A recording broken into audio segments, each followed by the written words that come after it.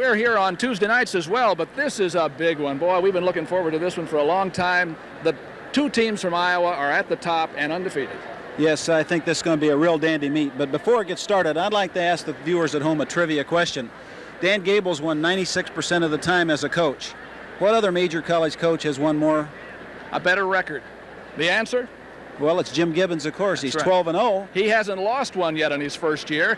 And the Iowa State Cyclones have also won every tournament they've been in. They've been impressive. They have been impressive. They're off to a real fast start. And they have 8 wrestlers ranked.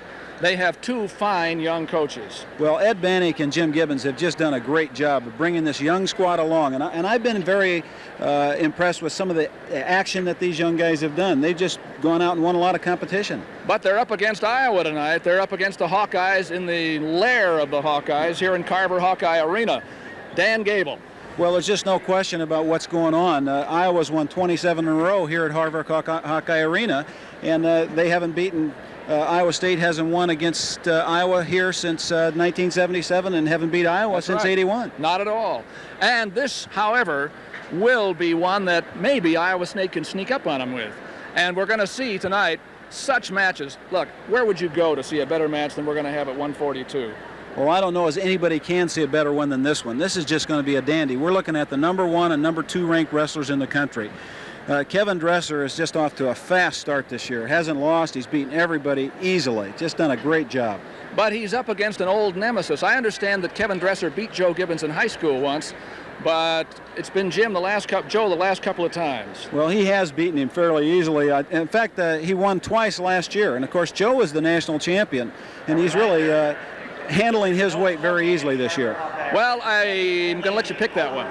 Well, I'm not going to touch that one. Well, how about the 150-pound match? You want to pick that? I wouldn't touch that one either. That's going to be a dandy. There's Jim Heffernan of Iowa. Well, he is a 4-time champion from Ohio. He's a 2-time All-American. This guy has really done a job for the Hawks. And if he's beatable, it may be on the down position. And if he's beatable, it may be by the man you're going to look at now. He's only a freshman at Iowa State, but what a jewel of a freshman. Oh, he is a dandy. This guy has just done everything for the Cyclones. He's come on real strong. Tim Krieger is from Mason City. He's only got 1 tie against him, and he's just beaten everybody. Those are 2 terrific matches right in the middle. Well, we go to 190. And up there, all we have are 2 people who haven't lost yet. Oh, yeah, this is going to be a real great match. Of course, we're going to take a look, first of all, at Dwayne Goldman, and he's a 3-time national runner-up. Now, how many times can you get to that spot? And he's off, beating everybody with ease this year. I would guess that maybe the most surprising wrestler in the United States this year has been Eric Volcker of Iowa State, who we're going to be seeing next year at 190 pounds. Well, I'd say more than surprising. He's just been outstanding. He beat the national champion in the Las Vegas tournament, and that's the guy that beat Goldman last year in the final. So I don't know how we can anticipate a better match than this one would be. Well, and I'm not going to let you off the hook. Now, you wouldn't pick those 42 or 50-pound matches. Who's going to win the meet? I don't know if I'm going to touch that one too much either. But Iowa State, if they're going to have a chance, is going to have to get off to a real fast start. I think they probably have to win 4 out of the first 5, and I'm not sure they have the balance to be able to get that done. But they've been surprising people all year, this Cyclone team. And it should be an outstanding duel tonight between 2 great teams. And on tonight's 10th anniversary edition of Off the Mat, you'll meet Iowa great and Olympic gold medalist Randy Lewis. But right now, let's relive an amazing 10-year memory from 1981, the last time Iowa State was victorious over the Iowa Hawkeyes. He's got him facing the right way, too. If he gets it turned. A minute and 50 seconds left. He locked that, it's the far side cradle again. Now Ozenbaugh has Bannick in trouble. Bannick is in trouble, and I believe that he might have done better if he'd gone the other way. Oh, he got him turned. He's got a roll on him. He got the 2, and he's getting 4 points. Now listen to this crowd noise. If this happened, it could be Iowa State's meet. He could score the fall here without question. It looks like it's pretty close. He should just stay in there real tough. He's got a lot of time. We have 1 minute and 17 seconds left. He should stay right in there on him. If he bar that far arm, he might get the fall. Now he's in a pretty good spot. And there's a lot of weight bearing down there on Lou Bannick. Watch that referee's hand. Watch that. He did it! And it's Iowa State! It's all over. Look at that crowd. Holy cow, it's an upset. Iowa State wins on a last-minute fall by Dave Ozenbaugh.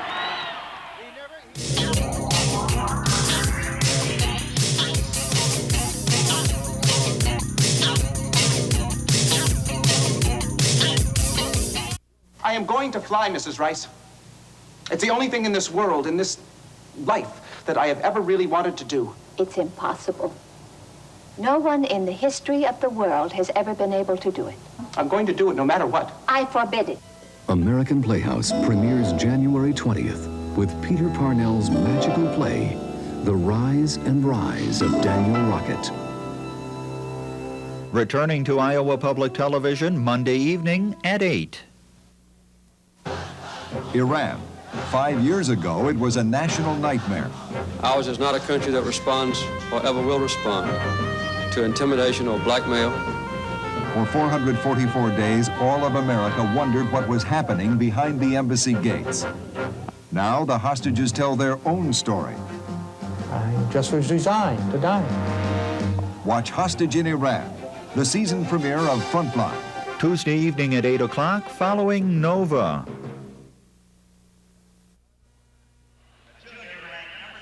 We're back at Carver Hawkeye Arena in Iowa City for the big duel between the Iowa State Cyclones and the Iowa Hawkeyes. Both undefeated, look at that, although Iowa has been winning in the last few years rather well. I'm not sure how this is going to come out, but it is going to be terribly exciting. And the matchups tonight bring us some tremendous wrestlers. There's Jaws attacking the Iowa band here. Heat the trombone. At 118 pounds, probably Perry Summit against Matt Egelin, Kelly Glynn at 26. These great matches in the middle. Gibbons and Randall. Joe Gibbons against Dresser at 42. A lot of people came for that one or the next one. Krieger against Heffernan. At 158 pounds, it's Tate and Alger, two Iowans. Here are Van Arsdale and Kistler at 67. Gassman for Iowa State against Chipperelli at 77. Two undefeated wrestlers at 90. Volcker and Goldman. And the heavyweights are John Heropoulos of Iowa State, probably Andy Heyman of Iowa, but it may be Sindlinger too. If they need him, he's just back from the football team. And what a crowd we have here. We're starting this match actually about 15 minutes late or 20 minutes late because there was traffic backed up, we're told, all the way to the interstate. And it's so nice to look around a place that holds 15,000 people and see very, very few empty seats. And people are still coming in, Chuck. They're standing all around the top of the promenade. There's Dan Gable. You don't think he's excited about having a full house here? He's excited. I'll tell you, what do you think a crowd like that does? A big crowd like this. What does it mean in a match? Well, it could mean a lot depending upon how these younger Cyclones are affected by it. It probably will be more on individual matches. Some of these athletes have never wrestled in front of a crowd this size. Well, it's a big house, and it really looks like a great meet. Boy, I'll tell you, the excitement is, you can cut it with a knife around here. The referee for tonight's match, there's Jim Gibbons, and what a hand Eddie Bannock got tonight. He got a hand, a standing ovation as coming back. Now here we are at 118. It's Matt Egelin of Iowa in the black. Again, he finished second in the Nationals last year, but he's had a bad year this year at 26. Now he's down at 118 again. And his opponent is Perry Summit. Now, he's not been in there all year for Iowa State, but he beat Gary McCall in a wrestle-off, and so he gets the chance. I think one of the things that we'll see is Matt Egelin making a lot of low-level attacks. He knows that Perry Summit likes to throw. He tends to be a fairly good upper body wrestler. And Matt Egelin will try to get that low-level attack we saw right there. In on a single, changes over to a double for a takedown. A double leg, he's in. A double leg takedown by Egelin. He's ahead 2-0. This is his first time down, Doug. And it will be interesting to watch how he adjusts to this weight reduction from 126 to 118. The bottom man gets set. Top man, you're on. Summit on the bottom. In his first big meet as a Cyclone. Here's Egelin trying to tip it, trying to load him up, get back points. Here he comes with it. Did he get back points? Well, he didn't make the adjustment into it too, maybe as hard as he could have. He might have got some more. The referee is Phil Henning from Marshalltown. Now, Iowa would like to get big points here, 4-0. Iowa State knows they have to win in these early weights because they tend to have a better chance here than they will up high. Well, he's doing what he has to do, and that's take advantage of that top position. Puts a lot of pressure on Summit, the Iowa State athlete, and is trying to get those points where he can load him up, turn him to his back. Chicken wing by Egeland on top. Complaints by, boy, he's driving that chicken wing. But out, Summit is out, 4-1, with about a minute gone.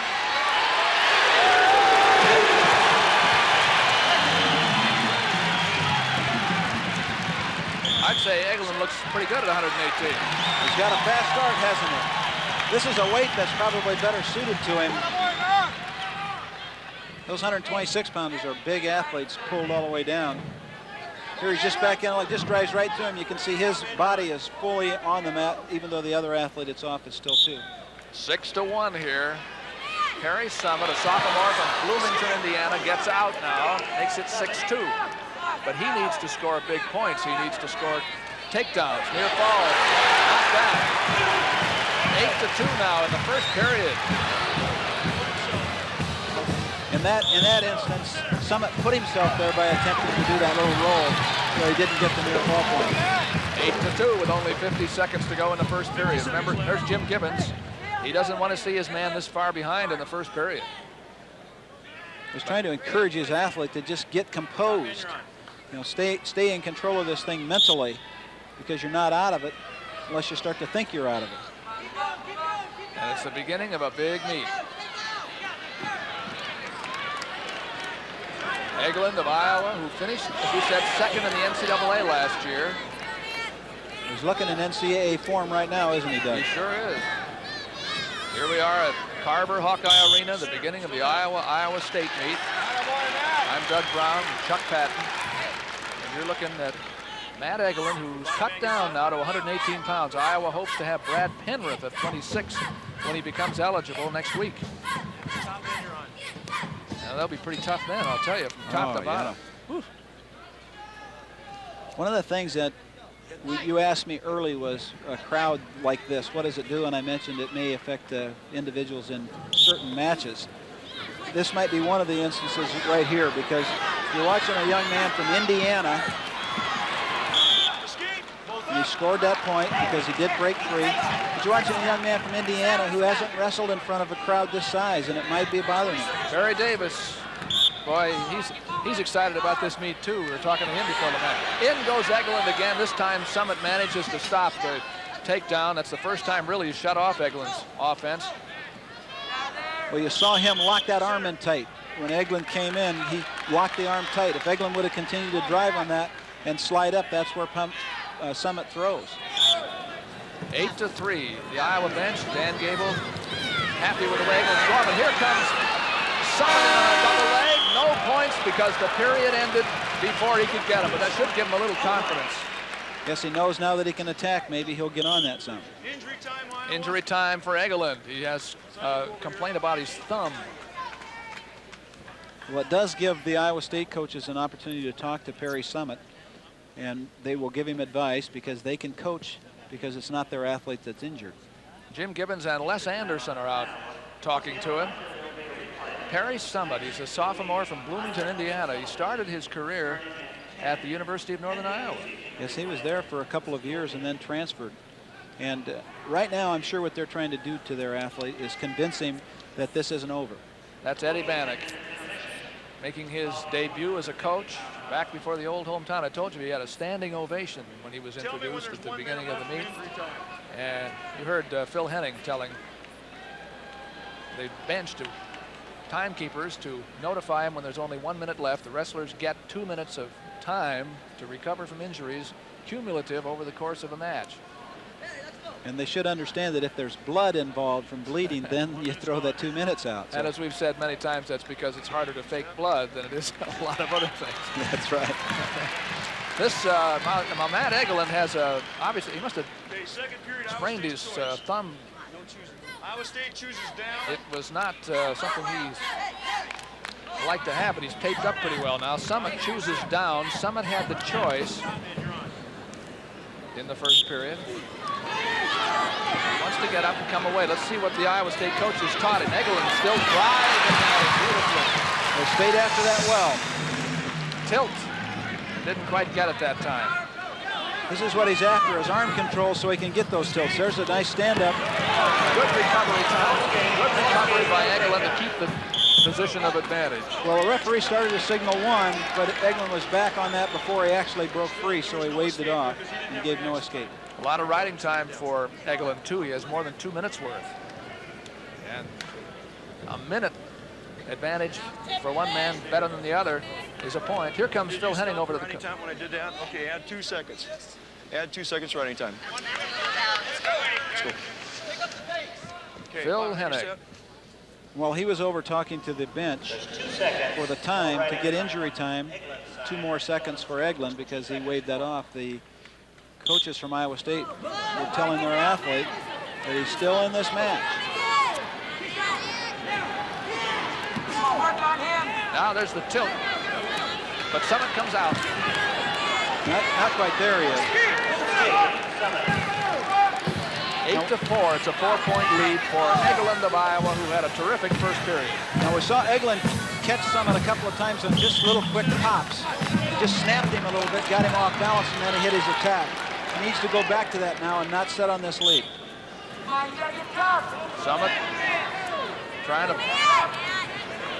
keep Eglin off him, but Eglin's low-level attacks have been really successful. He's had 3 takedowns.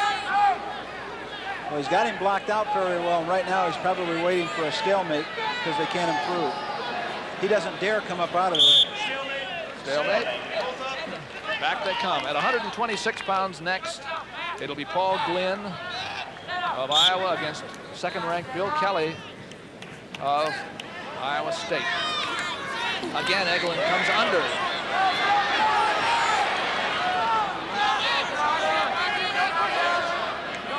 On the edge of the mat, back to the center.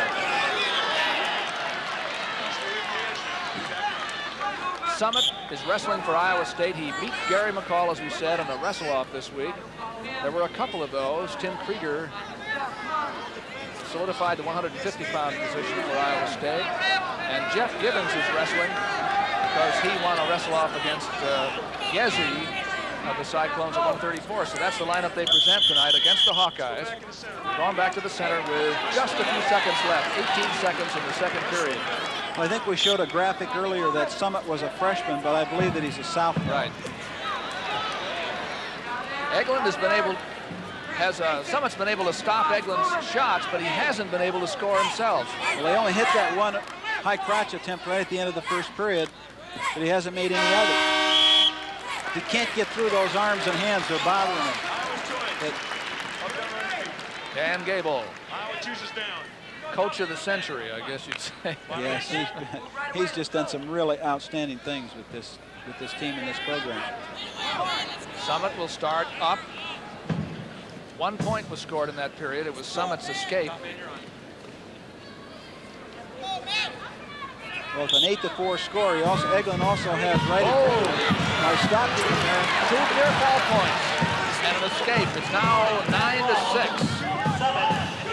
Summit got a quick tilt there, which was good for his morale. I'm sure he's now down by 3 with 1:46 to go. Well, now he has to affect some kind of offense through Eglin's arm. Eglin of Iowa. So when they meet up there in that upper level, what Summit has to do is get him out of there. Eglin starts his attack before Summit can, and it keeps Summit from having an offense. Summit is down by 3. Eglin started very fast in his first match here at 118 pounds this year. Well, this might be the point where an athlete that's pulled a lot of weight to get down starts to be effective. That's where Summit wants to be, in there on the lock. Well, he hit that low level and then slid right up to it, but they were off the mat. And you're right, that's where he wants to be. Time is a factor. It's a question here, as you say, Summit definitely looks the fresher of the two at the moment. And it's hard to know why, but Eglin fought that one off. He's certainly making some offense, so now Eglin's in on him. He's blocked him out. But time is ticking away. Time is the friend of Matt Eglin. There's his mom who's interested in this. You bet. Minute to go. At 118 pounds between Summit of Iowa State in the red and Eglin, who just made that long shot from the outside. Even though he didn't get it, he still manages to eat up a lot of time because Summit isn't going anywhere with that move. And Eglin doesn't dare come out of there because he has to change his level to do it. That's where he can get thrown. That's a way that some athletes keep you from scoring, is to get in that position. Remember, too, that Eglin has riding time. So it's another point. It's actually 10-6 in that respect. So Summit needs 4 points to tie. He has not been able to get through that block right there. There he's in past it. Warning against Iowa as they go out of bounds. 9-6 is the score. Summit has 22 seconds to catch Eglin. He needs 4 points to do it. Matt started very fast, and who just made that shot looks like a winner. Well, he's in there to keep Summit from having an offense right now. And it's going to end right here.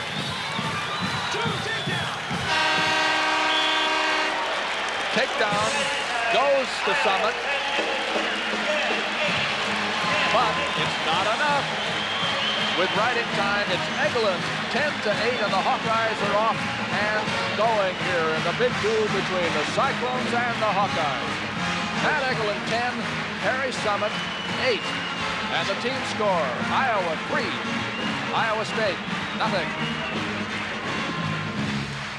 Now we go to 126. This is one where, even though Paul Glynn is undefeated here, one would have to say that Iowa State expects to win because Bill Kelly's ranked second in the country. Yes, he only has one loss, and is a veteran. Glenn has basically not wrestled very much for Iowa, and is a good thrower. Will try to use his upper body attack. But Glenn will be aggressive. It's easy to be aggressive when you have a big crowd, a huge crowd here at Carver Hawkeye Arena behind him. Got stuck in the eye right there, one of those.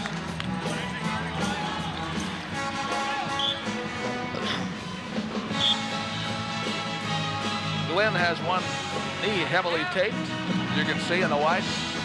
Well, he has a good low-level attack, but he'd like to be up here. He'd like to be in this position. Under an arm, over an arm, be effective with the throws, but he can go low if he needs to. Unnecessary roughness is called by Henning against Paul Glynn. He told him hand in the face, thumb in the eye, and that's an unusual call. Yes, it is. It might have been harder than he anticipated.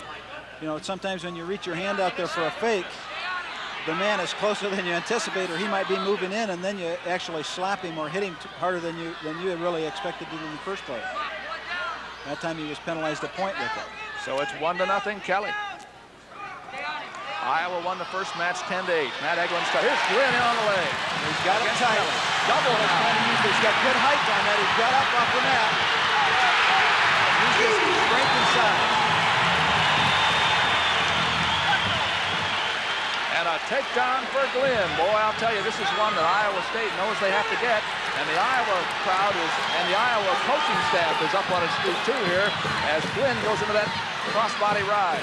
Well, he had a cradle lock for a period of time, but just couldn't quite get his leg free in order to roll him over. Return him. Let's get him. You want some ice or anything on that? Referee Phil Henning is looking at the eye of Kelly. As a matter of fact, it is swollen. He asked him if he wanted to put some ice on the eye. Are you all right? He's ready to go. Look at that record, 96%. Isn't that outstanding? I know it was an accident, but still got a call. Okay. You heard the official say that perhaps that I know it was a mistake, but I had to call it because you can't be unnecessarily rough. 2-2 with Kelly's escape. So we're back tied again. Now Kelly has the head and arm control from the top. Front headlock. Well, they pulled him down into that, snapped him down into it, and now he's trying to run him. Has a chance to maybe throw him off it. What his objective is to either pull a man in away from his base or run him in a circle around himself and then try to throw him by or torque him. We have less than a minute to go, and Glynn got out of it. Nice job of defense by Paul Glynn. Not very often you get out when a man moves you like that. That was a good offense and defense, both happened. Well, you can tell that Paul Glynn he's all fired up for this one. Yes, he is. The two top wrestling teams in the United States before one of those wonderful big crowds again. We're happy to see. This is at Iowa City's Carver Hawkeye Arena. It's a full house. We'll get the audience total for you later on, I'm sure. Kelly and Glynn, 2-2 in the first period with just a few seconds left. We saw Kelly almost pull Glenn off balance there again. That's one of the things that Glenn has to worry about in this position. He's kind of taking away his offense right now by doing that. All that happened out of bounds. A nice throw, though, wasn't it? Keep your back on the edge. There's the end of the period.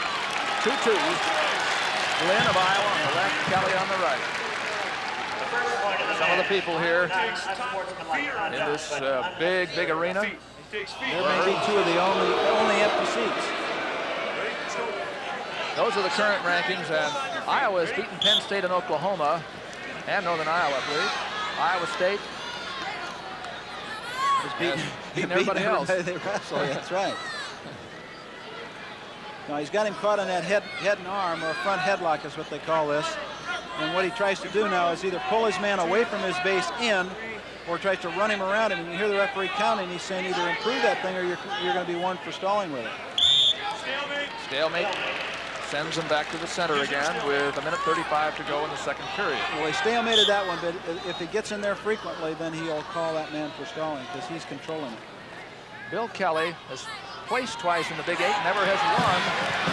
And Glynn, after being around Iowa's program for 3 years, he's showing you what he can do in his big chance, and he has just taken Bill Kelly down for the second time. There's that cradle. He has a cradle and let it go. Tough ride by Glynn. Kelly trying to pull him over the top. What he's trying to do is he's trying to pull down on that arm and get Glenn upside down, maybe expose his back.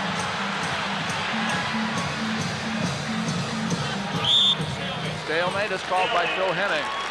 With 48 seconds to go, it's a 4-2 match in favor of Paul Glynn. Well, he hasn't lost this year. He's only had 5 matches, but he's out there to prove it's no fluke. That's right. He's doing a great job against a real outstanding wrestler. He has a little bit of size difference there, I think, that we see. Even though they weigh the same, he's got a little bit more range than Kelly. Kelly gets to his feet. This is where he wants to be, so he can't get tipped.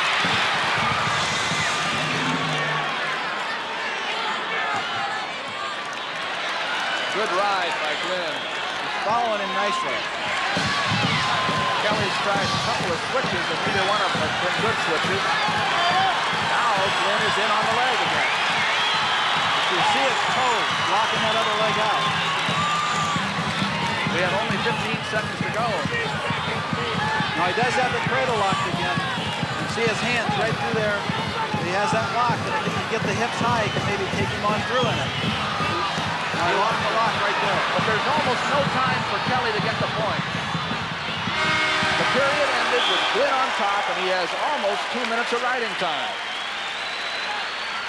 And this is the spot where Kelly does his best, is on top. He's going to be interesting to watch it. You can see a big red welt right under his eye. Yeah, the crowd is booing, but they can't see the swelling under the eye of Kelly. They're starting to have some blood come into that area, and so it's starting to swell. It definitely is something that's bothering him. But Kelly, in order for Iowa State to get into a bad situation here, is going to have to find some way to pull this out. There you see Paul Glynn, because the Cyclones knew they had to win in the lower weights. That's right, and he's got his work cut out for him right now because, of course, Iowa U gets to coach their athlete, and they're going to be trying to get that athlete up out of there. Paul Glynn. I think they're going to start. I think they're going to start Kelly on the bounce. Randall will be next at 134 for the Hawks, ranked number 1 against Jeff Gibbons. Kelly did choose down.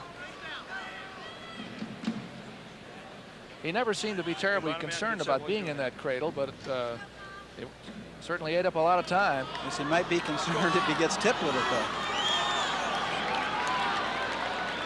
So Glynn, Kelly starts down, trailing by 2 here at 126 pounds. Iowa won the opener 10-8. Eglin over Summit. And again, Kelly's trying to get out. He also has riding time against him, so that's right. Now Kelly is out, 4-3. That's game. Kelly has a 2-on-1 tie-up. Right now, Kelly has to get a takedown just to get a tie because Glenn's riding time is so great. That's right. There's no really not any way you can erase that riding time as far as I can see. And Glynn comes in the leg again. A big move by Glynn. He's going to try to go somewhere with his single leg. What he's going to do is he's going to maintain his position here for a while until he can free that arm or get up. He wants height first. He had a better spot a little while ago. Now he's not in real good shape here. Except that Kelly's not going anywhere. The last time Kelly tried to do this too soon. He tried to get in here and do this. What he's trying to do right now is put him in what we call a basket. Straighten his leg out, stretch him out, and tip him upside down with it. Stalemate. And when he did that the last time, Doug, Glenn adjusted so well that he tipped all the way across him and got a takedown himself.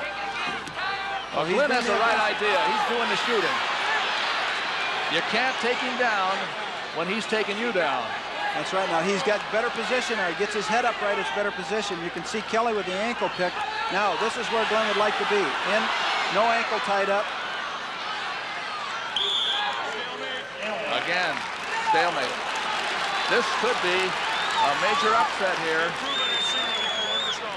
Glenn is up by 1, but actually 2 because of the riding time. And Kelly finally made a move before Glenn did, but it was a little bit too short. And the official just said you have to improve that single leg or I'll warn you for stalling.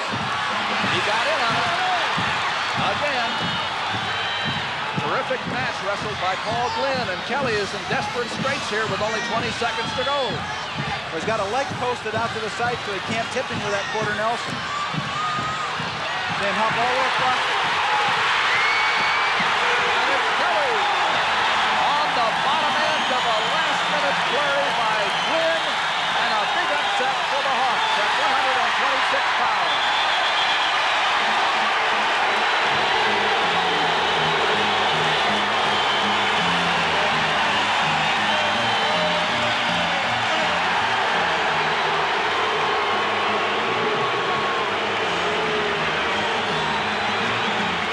There's a happy Hawkeye clan for a big win by Glynn over Bill Kelly, ranked 2nd at 126.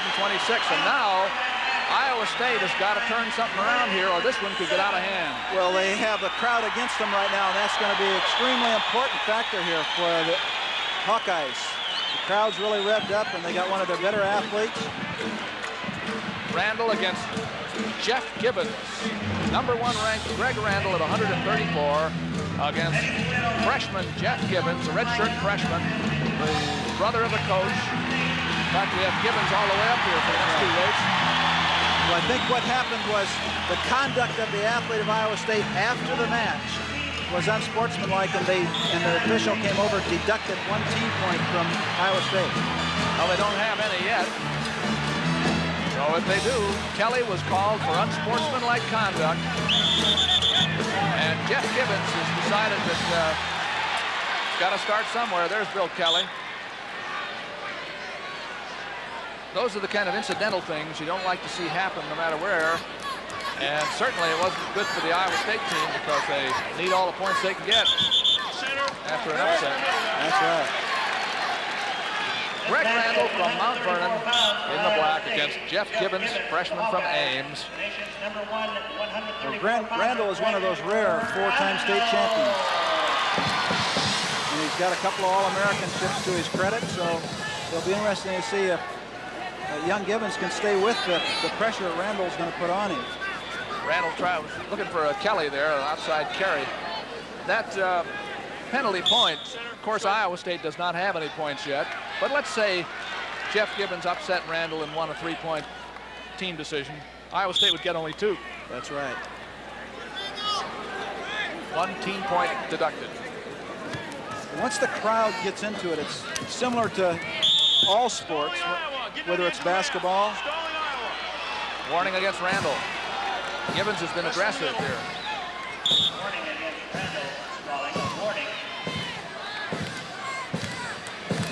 Well, I think Jeff has decided you don't get anywhere by being a shirker. Better go do it. Now warning against Jeff Gibbons for going out of bounds. They're putting a lot of pressure on each other. Yeah, they are. You stay in there with a guy under your arm and you're that far off balance, you're going to go over. So it'd be better to take the warning than you would be to go over to your back. There's that outside carry.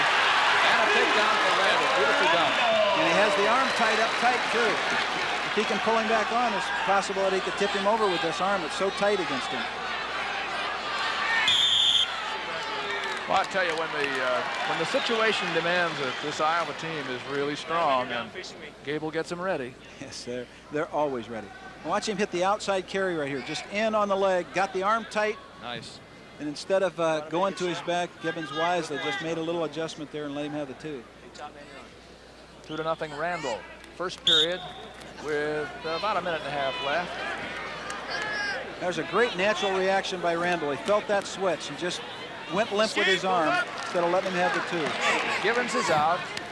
It's always interesting to see what the younger wrestlers do on the bottom. Well, he's in there again now. Now he lost the arm, but he has that real tight seatbelt type of move that Chuck Yagler was so good at. Got the hips in. If he can pull him down, has a chance to maybe score him. Got nothing out of it, though. Good reaction by young Gibbons from Iowa State. Gibbons an athlete, too. Remember, we'll see another of the off-the-mat series tonight after 150. Randy Lewis, we'll get a look at him. Former gold medal winner. The Olympics, 2-time NCAA champion. He figured in a lot of these Iowa State meets. One of them, I think he'd just as soon forget, the last meet that Iowa lost to Iowa State in 1981 when Randy dislocated his elbow in a match with Jim Gibbons, the Iowa State coach now. Good. Up center. Well, these athletes are really have you'd call a real high tempo. There's a lot of pressure in this match, and they're really going after it, even though the score is low. And somebody's going to get tired. It'll be interesting to see which one of those it is. 2-1 is the score in favor of Randall. A beautiful little snap through and by, and is liable to pick up a takedown here. Well, he went to the outside carry, but lost the arm. He's still on, even though the other athlete's off. He's still on. He's trying to pull him in so he can get the other leg.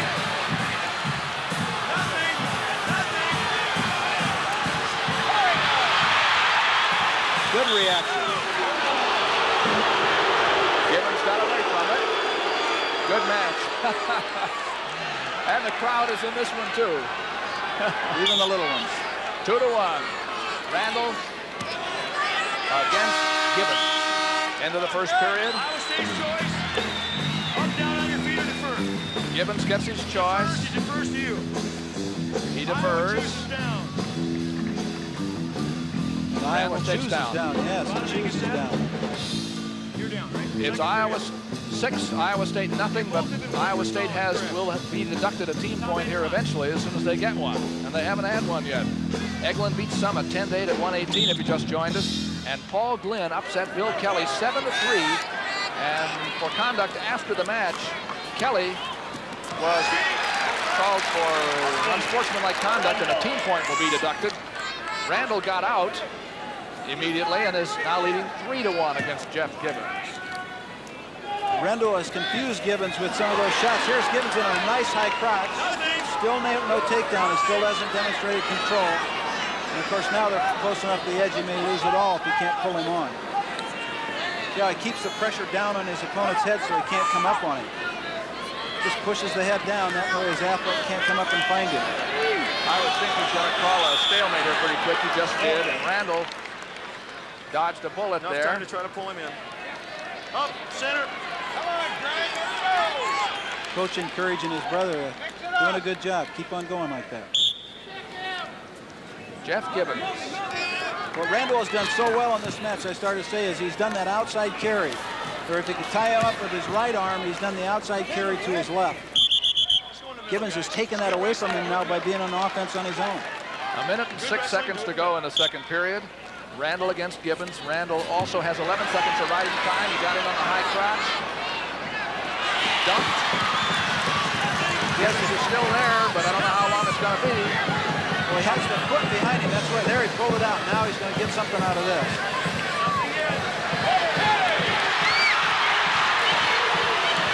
Real good wrestling. Didn't get anything. No takedown.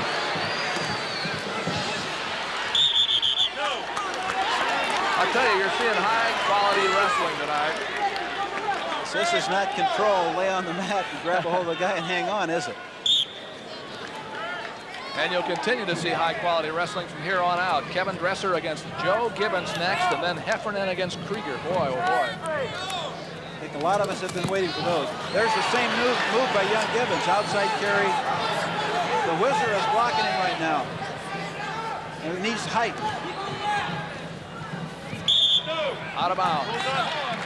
Doesn't flexibility make a difference, Doug? Sure does. They both seem to have it. Yeah, they're quick as cats.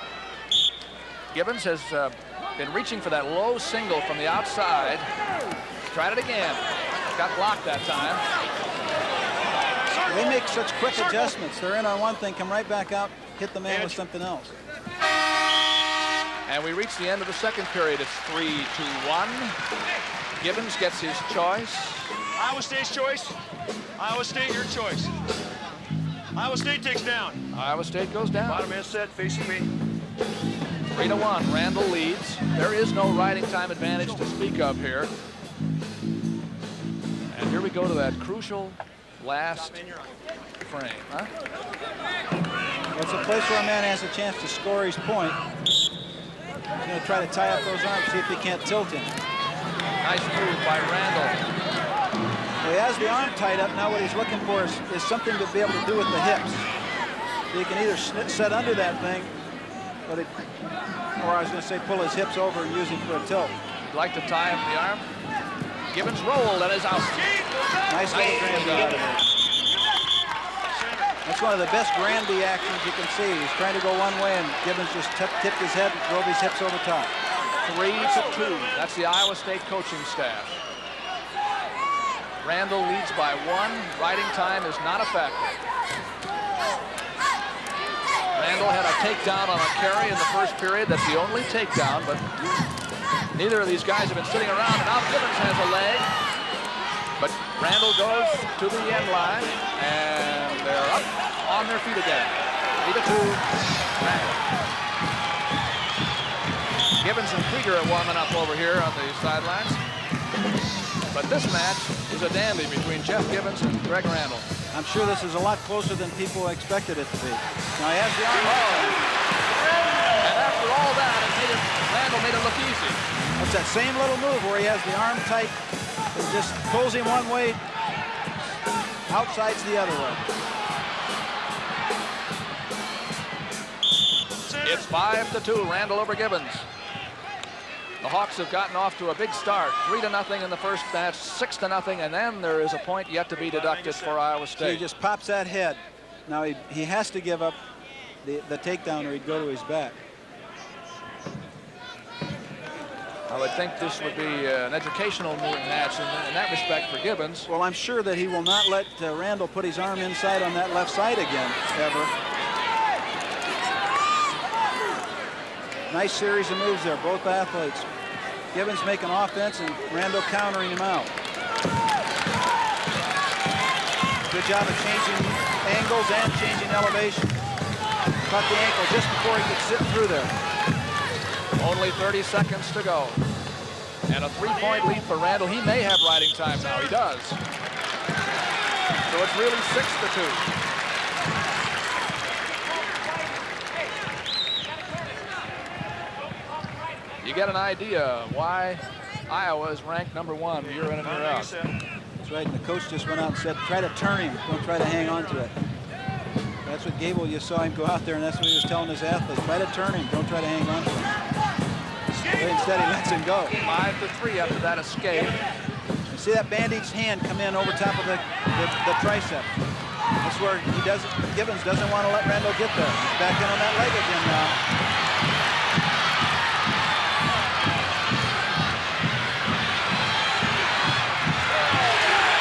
Takedown makes it 7-3 at the end of the match.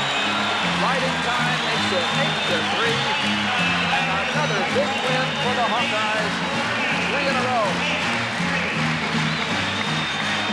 8-3 is the score. Randall over Gibbons. And there's the team score. The Cyclones figured they had to get probably 2 of those first 3. They didn't get any of them. You can't fault those young athletes of theirs, though, for coming out in a scrap. And they're wrestling All-Americans, and they just did a number on it.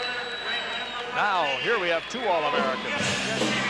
142. Boy, I'll tell you, we've been looking forward to this one for a while. Kevin Dresser, ranked #2 against Joe Gibbons, the national champion, ranked #1. Dresser has looked terrific this year.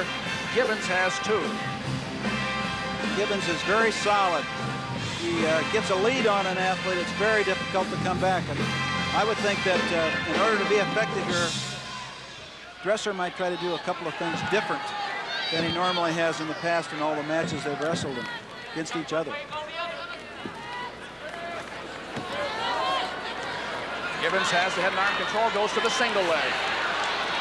Good adjustment out. Nothing yet. There he comes, still nothing. Now explain to me how that happened. I'd like to see it again so we can find out what happened. Because he still had the leg, and when he stepped over top of him, it looked like he had the 2, but the leg, then he just turned his hips the other way and popped the leg out. So now Dresser has the lead on it. But probably see Gibbons wrestle a little more intensely now. 2-1, Dresser leads at 142. The Cyclones are still looking for their first win, and if they do get one, they're going to lose a point off it because they've been penalized a team point. Gibbons does not fall behind very many athletes in the country. It's very hard to score on him. He's got him locked in that front headlock, but he still isn't affecting it because his head's up on top. And they have to move him some here to be effective with him. Stalemate. You're talking about takedowns. When he was a senior in high school, Joe Gibbons wasn't taken down at all. He hasn't been taken down too many times these last 2 years. National championship year last year and now this year. Dresser improves. He was a Big Ten champion last year. Now Gibbons is in on the leg again. No points yet. He has to come across and find that other leg in order to be able to be effective with that. He's reaching out with that other hand for that leg. Still doesn't find it. Dresser's keeping the pressure down on his head so he can't get elevation. Now he'll get up with it. Now he got the 2, and it's Gibbons 3. That's the first takedown since Summit got one right at the end of the 118-pound match for Iowa State. Well, there's a reason why he's a national champion, Doug, and you'll see some of it in this match, and you'll see why Kevin Dresser is an All-American. Real scrappy, good athlete. Escape makes it 3-3. Good match, just as everybody expected. And we'll have another one next at 150, Heffernan and Krieger. Dresser has not been able to penetrate through Gibbons' defense. The takedown that he got earlier, Gibbons was in on him and got countered by Dresser, and that's how he got the takedown. So far, he hasn't been able to penetrate, get through the defense. Back to the center, how much time left? 11 seconds in the first period. Dresser again on the leg, but Gibbons is countering nicely whizzer, still a whizzer. Beautiful job by Dresser. Did such a great job there of changing the direction. Came in, Gibbons had him countered, and he changed off and went the other way. That was a big win. A big one there for Dresser. Then he changed it. Instead of going around the leg one way, he came through his body and used his head as a lever against him, and then came across him to take away the whizzer and get the takedown. 5-3. It was Dresser's choice. Takes down. He wants to be ahead by 3, and he is. And now Gibbons has to come from behind. Unaccustomed to this.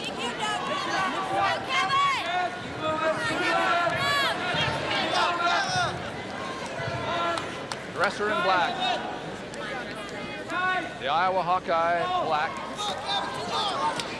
Well, I'll tell you what, it looks like just a lot of pushing and shoving. Those athletes right there feel the other man's pressure so well. What they're trying to do right now is get the other man just a slight angle or a little bit of pressure. They're looking for just a slight change and then be able to start their offense. Dresser's taking away Gibbons' opportunities by going on the offense himself. We have 1:10 left in the second period. Dresser now wrestling with a lot of confidence.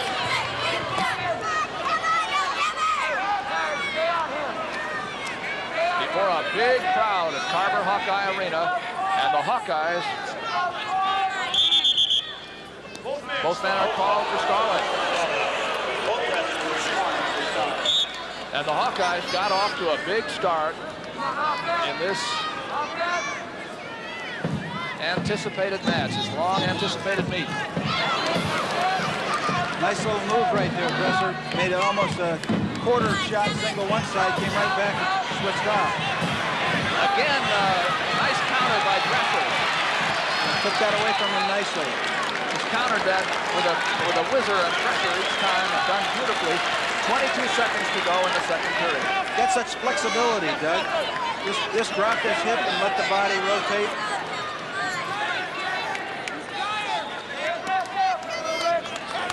Fatigue now starts to become a factor on how effective you can be in your technique. Not much time left, however, to score in this period. There it is, the end of the second period. 6-3 Dresser over Gibbons. The big crowd here at Carver Hawkeye Arena. Just look around and see. I don't see empty seats. Do you? I don't see them. This is a full house. If there's empty seats, there's singles. Sitting in there, and there are people standing up in the back too. Nice to see. 6-3. 20 seconds of riding time. Gibbons has that, and he starts on the bottom. It's 9-0. Actually, 9-1 is the team score, because Iowa State has a penalty point yet to be taken. Gibbons is out at 6-4. They make that look so easy, but I think it's tough to get up on a man as tough as Dresser. He's the one right now wrestling just for a tie. Gibbons in red, Dresser in black. Right now they're trying to feel that little change of pressure. Good penetration by Dresser. Gibbons just dropped his hip to take it away from him.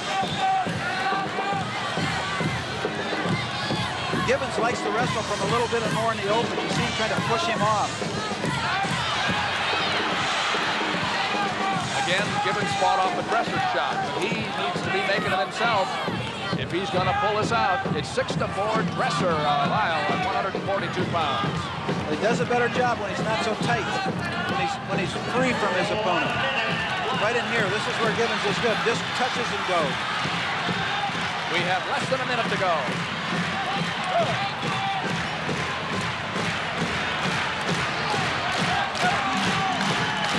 Got him in a 2-on-1 right now. They push off on that. Here's where Gibbons makes his shot, just a poke and go. When he gets tied up in this position, not as effective. Now the 2-on-1 the other way. Just for a moment, both men are warned for stalling, and that's a penalty. He's in on the leg. You can see the flexibility of Dresser, just driving down with the whizzer, letting the leg go limp. Just a few seconds left. And Gibbons got it. Now it's 7-7. If Dresser escapes, he wins. It's a draw. 7-7 draw. The number 1 and 2 wrestlers in the country. How about a nice hand? There's a big hand for Joe Gibbons and Kevin Dresser. A standing ovation for a great match. It's 7-7. And I know Kevin Dresser was upset to let that one get away. He sure was. Gibbons made that last little shot in there and then just was able to change. But his leg came across. That's when he freed Dresser's whizzers up and came out to score. Well, the score is now 11-1 because Iowa State can't get both those points. There was a penalty point docked at 142, at 130, at 126, and so it's 11 for Iowa and 1 for Iowa State. And here we go with another one. I'm looking forward to this one as much as that last one. 150 pounds. Jim Heffernan ranked number 1 against the brilliant redshirt freshman Tim Krieger of Iowa State, ranked number 2. Krieger has had a great start. He has a real arsenal of attack, and he does a lot of things. He's got nice balance, good hips, has good flexibility. You saw some of it right there, his reactions. When he was anticipate a dogfight right here. When Krieger was introduced tonight, he was introduced as having 1 loss. Well, he forfeited his last match in the Midwest Open, and there seems to be some question about what his record should be. And you say if he didn't wrestle it, he doesn't lose if he doesn't wrestle. So he didn't start the match. That's how it usually is affected, because you have to be in the match in order to lose it. And instead of even going, he just decided not to wrestle because he had that bad leg and bad thumb and was all worn out. Okay, we have the attendance here. It's the 2nd largest crowd ever for a dual meet. We were here for the last time they had more than 15,000. It's 15,210 in Carver Hawkeye Arena. I know that Assistant Sports Information Director at Iowa, Phil Hattie, was telling us he thought maybe they might beat 12,000 tonight. Well, they beat 15. And well, everybody's they hyped it, and I'll tell you, it has been worth watching, because even though Iowa has the lead, some of the matches have been just outstanding to watch. Second biggest crowd to ever witness a collegiate dual meet in the United States, 15,210. Crowds the numbers are being introduced, and everybody applauds for him or himself or herself. Carver Hawkeye Arena, these same 2 teams, 15,283. Krieger is from Mason City, a redshirt freshman. He has the front headlock, but just for a moment. What we've seen so far is Krieger trying to reach out and get his hands on Heffernan. Heffernan staying in fairly good position, not letting him get tied up. Well, I think the book on Krieger is he likes to lock up with you. Yes, he'll throw you if you will lock up with him. But see, Heffernan just kind of keeps him out of there. Stays in position, just pops his arms off and doesn't let Krieger tie him up. He's kind of staying out away from there. Warning, Iowa, crashing the edge of the man. Warning, Iowa. Warning against Iowa. Warning to Heffernan. Against Heffernan. Krieger had a single leg, but he couldn't keep it. So he's trying to duck his head in there, so he wants to get in closer to him.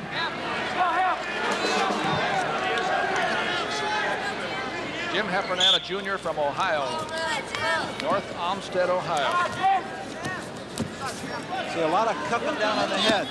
There's a nice side single by Heffernan, but he has to improve his position now. Krieger's locked up on top of him. What he doesn't want to do is let Heffernan get height. So he'll try to stalemate this by just keeping him there. Stalemate. Again, after this match, remember we have an off-the-mat visit with Randy Lewis. What is he doing now? Well, you'll see. Two-time NCAA champ and the 1984 Olympic gold medalist at 136.5 on our off-the-mat right after Heffernan and Krieger settled their little business here.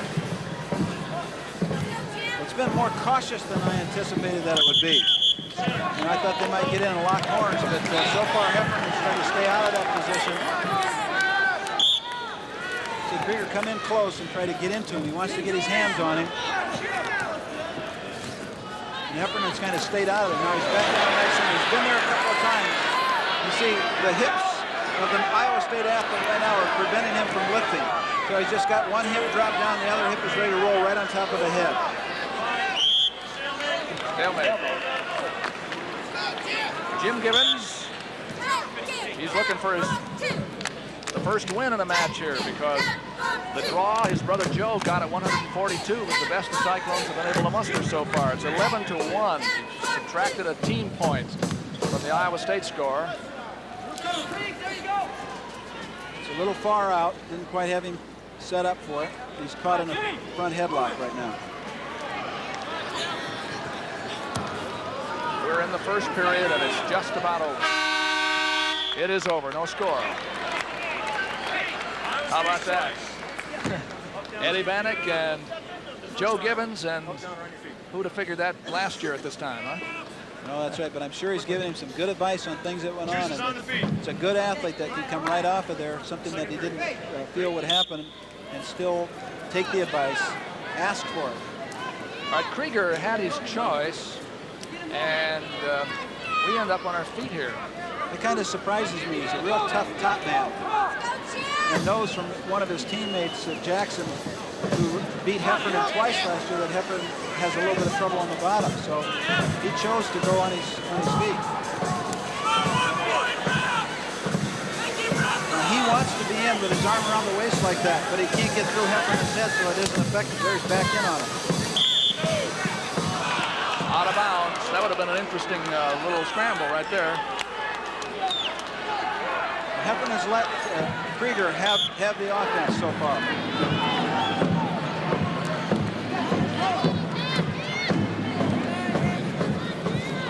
11-1 Iowa over Iowa State.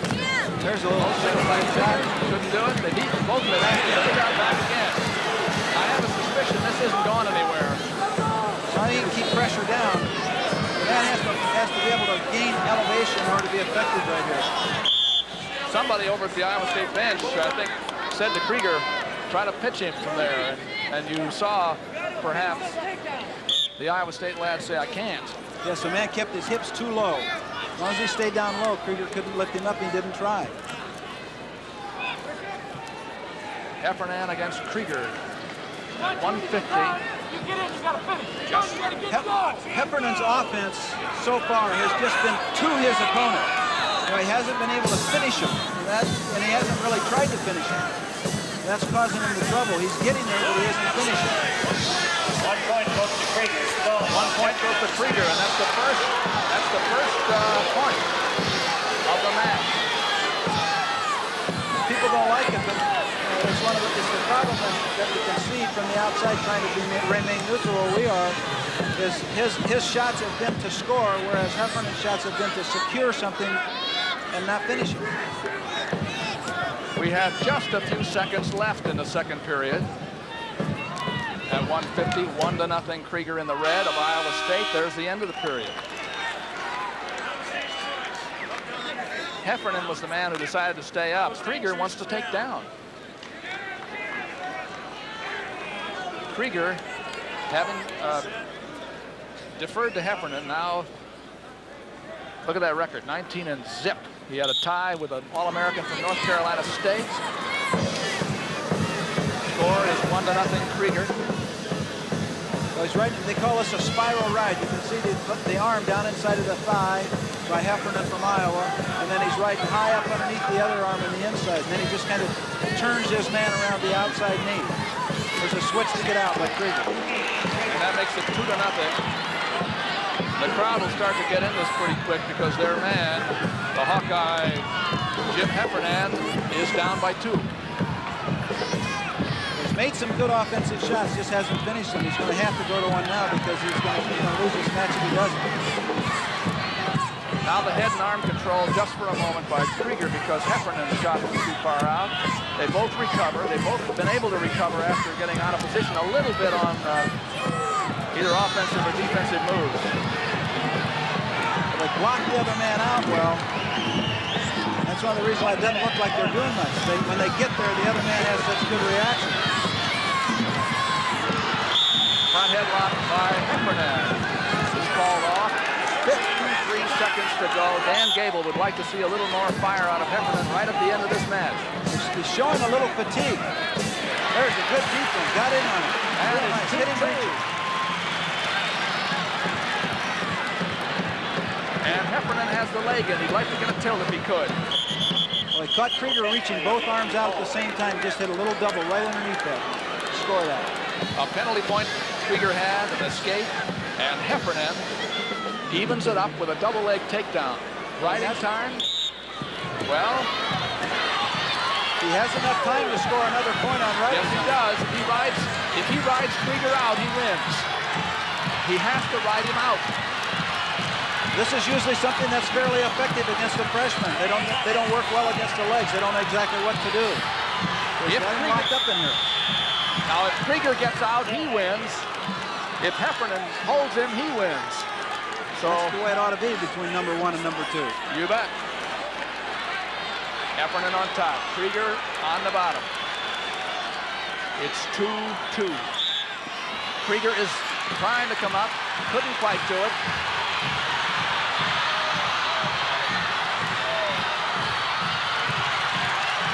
Still hasn't been able to do it. 3 seconds, 2 seconds, and Heffernan wins. Warning, they're even up. It's a draw. Phil Henning called a penalty point at the very end. And Dan Gable is not pleased about that at all. He's trying to find out why. What really happened is the man from Iowa State was trying to kick out. The man from IOU was holding on the legs. Penalized the IOU man. What was the match score? 3-3.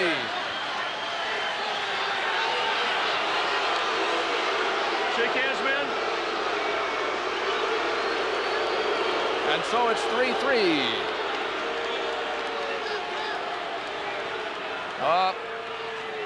There is Dan Gable, who's now talking to his man Heffernan.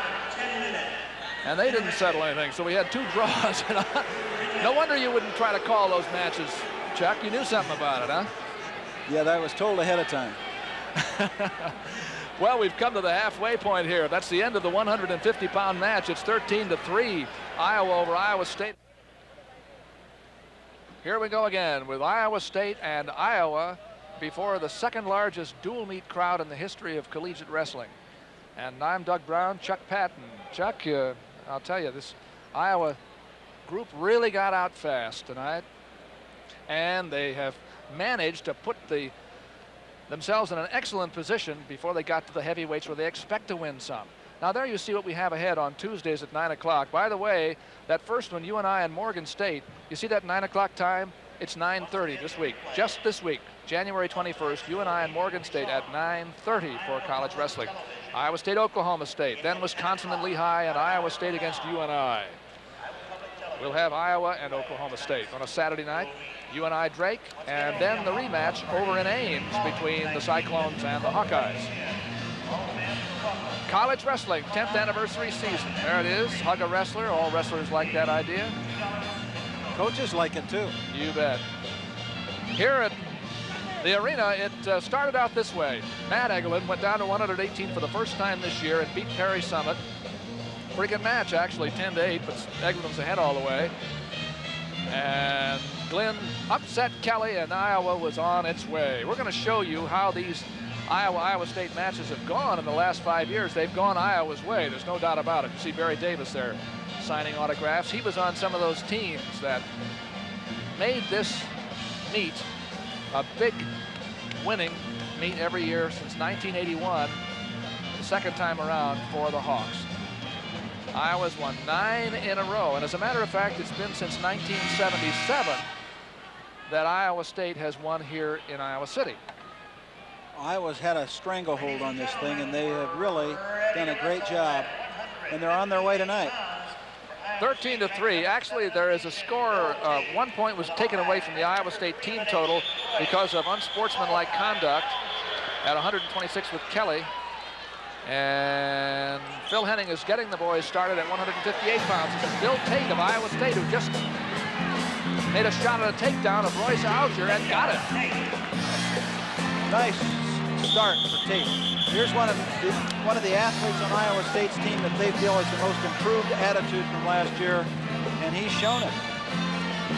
Tate like to load Alger up. Alger has had a terrific year so far. He was the Midlands champion, and he's ranked 3rd in the country.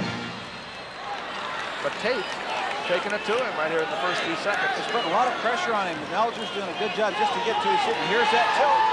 He's looking for him right there. He's got a tilt.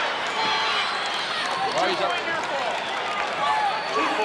4-0 now in favor of Tate. We've seen Alger come from behind before, and he's going to have to do it again. Tate's doing a good job of keeping him from getting to his feet. That's where Alger wants to be, is on his feet. 158. I'm sure that Manick and Gibbons, other Iowa State coaches who are out there on the edge of the mat now, told him you're going to have to get this thing started. The match starts again. The meet starts again after that intermission. That's right. He's done a good job of taking that arm away and preventing Alger from getting to his feet free. If the man can get to his feet with both hands free, then he can affect some kind of offense. Now Alger has the whizzer in. He's trying to free that leg up. Now it's the arm around the waist that's a critical factor here. 4-1, Tate. You saw Alger get a little pressure in, then just affect the snap. There's the snap again. You'll see that again before this is over, because he'll take him down with that. Gets a little pressure in, then comes back. But that happened on the edge of the mat, so nobody could score. Well, he's trying to go under Tate's defense, and what you saw two times was almost be able to affect the takedown from just that tie-up position by snapping his opponent down. Bill Tate, Jr. from Waterloo, Columbus. He was a state champion in high school. Royce Alger was a state champion 3 times in a different division. Well, they snapped him down again, and then the leg was blocking it, the arm was blocking, so now he gets in behind for the takedown. Nice move by Alger. He had to come from behind, and he has. Well, he's trying to do the same thing that Tate did to him. Tie up an arm and then get the tilt out of it. Locks up a hammer lock in behind. Ties the arm up. Gonna have to do something about Tate's position here. Tate was on the wrong side. We try to turn him over. Yeah, 5-3 now. Tate leads. Good first period. Tate started fast, and now Alger is in the match. Well, Tate needs to go back to the same thing that got him ahead. Offense. If you don't go offense on Alger, guarantee you he'll go on you. Alger just keeps coming.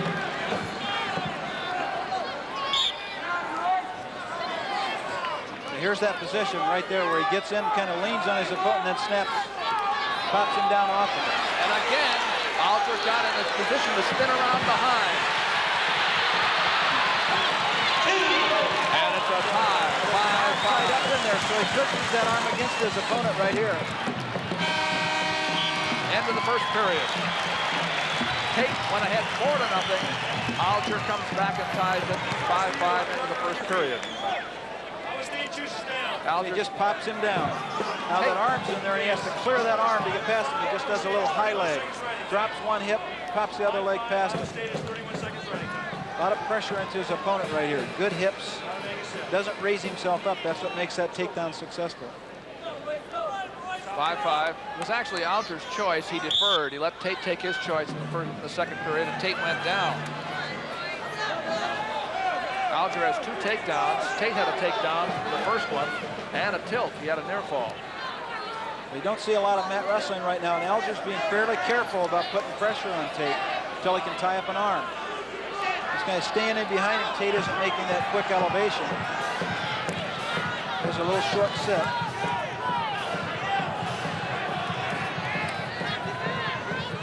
Not a lot to hang on to right here. You know, Alger's afraid to dig his arm in too deep because Tate can get a hold of it. Now Tate's dropped his shoulder and he's tried to cut one arm through, but Alger just took his hips out of it. And Alger lets him go. making it 6-5. Alger feels confident on his feet now. Tate has not been aggressive since the very first minute.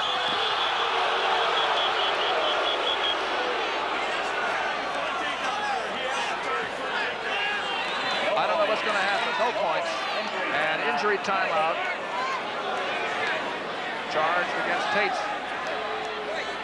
Apparently got a thumb or a finger in the eye.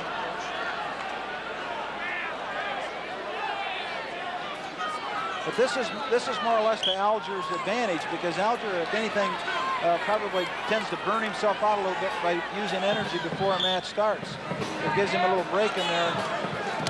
There's nice that snap again. Boy, a beautiful snap down. He doesn't have it yet, but he's in deep. There's Tate trying to use the leg to come around him. Still nothing. He's got it now. 7-6. That's the first time Alger has been ahead. You're liable to see him cutting loose here again, try for another takedown.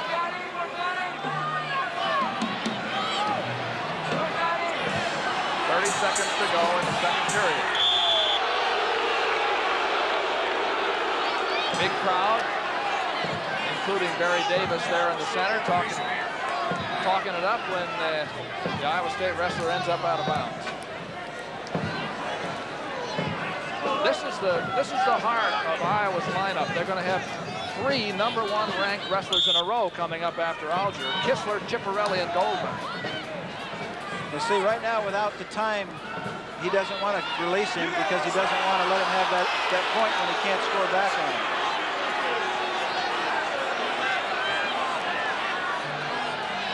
What Tate needs to do is get his upper body upright instead of keeping his hands down there. You have to be able to change angles or change elevation. He hasn't been able to do either of those. Just warned the bottom man for stalling. Warren Tate at the end of the period. In that period, Alger took the lead. He came back to even at the end of the first period, 5-5, and he got ahead in that one on a takedown. He's made 3 of them. Alger goes in the bottom position by choice here, leading by 1. Earlier, Tate got a tilt, but I don't think he's going to get one this time. Whoa! 2, a reversal. Broke free, came right back in. Oh, he called it a takedown. He called it an escape. The referee called that an escape and a takedown rather than a reversal. It happened pretty fast. He literally broke all the way free, and Tate just kind of relaxed, and then he went right back on it. He's been good out of this position, Doug. Snaps down from right there. Just put his hands out, get the pressure back, and then just hit a little quick pop back into him. Now 10-7 after the escape for Tate. But ever since that first minute of the match, it's been Alger.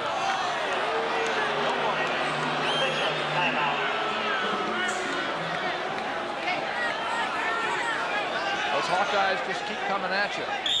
Yeah, they don't get the lead and then sit on it. They just try to get some more. Now there's what he got to start with. He scored with it, so here he is in good position. He's got the leg, he's got it secure, and he's got elevation. All he has to be able to do is put his opponent off balance a little bit in order to be able to affect the takedown. Doesn't want to be back down here. This is not a spot to score from. Alger's liable to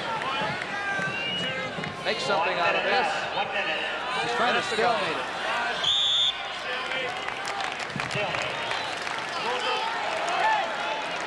10-7 in favor of Alger over Tate. Team score 13-3. Iowa over Iowa State. We're in a 158-pound match.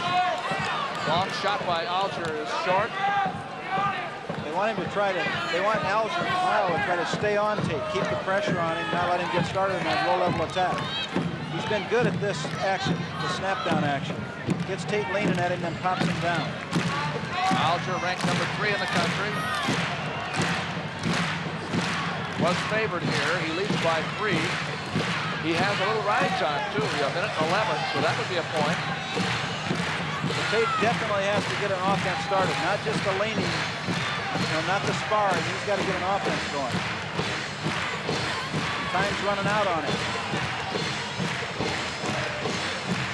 He has a leg, but it doesn't look as if he can make enough out of it because we're almost at the end of the match. Single leg by Alger. That should secure it.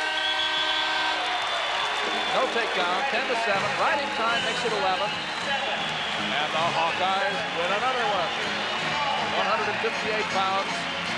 It's Royce Alger, 11. And Bill Tate, 7. He was tired of that match. He had to come back, didn't he? Team scores 16-3 in favor of the Hawkeyes over the Cyclones. All Iowa State has been able to get are 2 draws, and they had 1 team point deducted. And now we're at 167. Number 1 ranked Marty Kistler, last year's 158-pound champion in the black for Iowa. Mike Van Arsdale, ranked number 6, finished 6th last year in the NCAAs for Iowa State in the red. Van Arsdale team tends to be a big match wrestler, and this is a big match for him. So it'd be interesting to see how he adjusts to a guy like Kistler, who's so solid on his defense and yet still has the offense. 16-3. Kistler is in on a single leg. He dropped that hip nicely to affect the defense.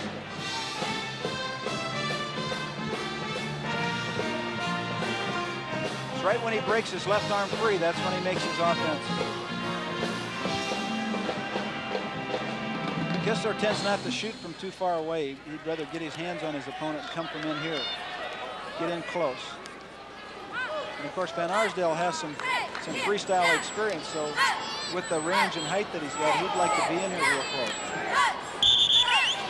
Stalemate. In fact, Van Arsdale was second in the World Junior Freestyle Tournament when he was just out of high school, and won a national freestyle junior title. He likes it right here, in underneath. And he's got to finish those moves. He got in there deep. It's hard to do that on a good athlete, and he has to finish that. Half a minute, half the first period is gone. A minute 30. Van Arsdale trying to shot. But he caught it on the leg, came back on a nice offense of his own. That concept of a counter attack really makes sense. More athletes should be able to do that. Come on, Eddie. Kistler in the black. 19-1 this year. Van Arsdale's 21-5. Second largest crowd in dual meet history. The largest is in the same arena. Well, what isn't working right now for either of these athletes, because they're still fresh, will probably work late in the match. Bill Henning says, in effect, it's not working, man. Try something else. They haven't been able to get through the other man's defense, so it's kind of a standoff.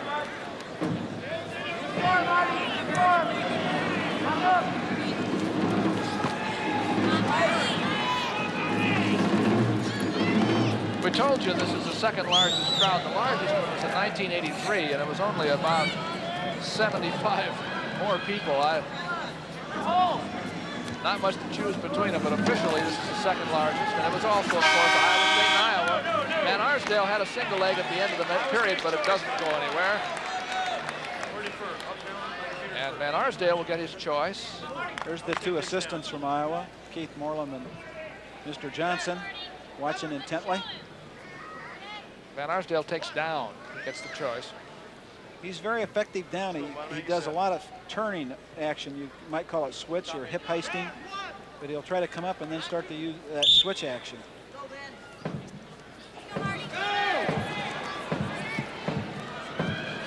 Can't do it from there because his arm's all tied up.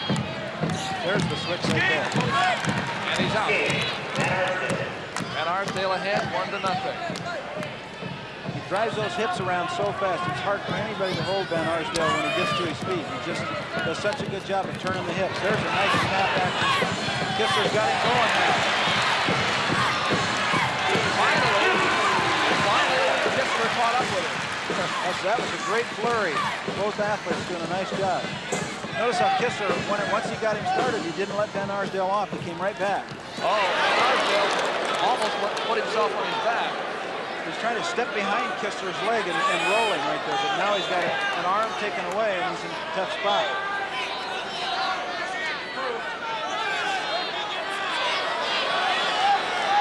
he's trying to do is he's trying to come under the other arm and get that arm tied up behind his back. There's the chicken wing. Took advantage of that error. Uh-oh. A little bit too much on the elbow this time.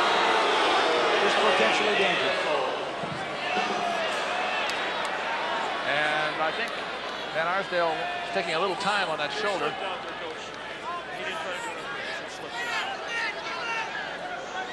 Phil Henning, the referee's out talking to Jim Gibbons, who questioned what happened.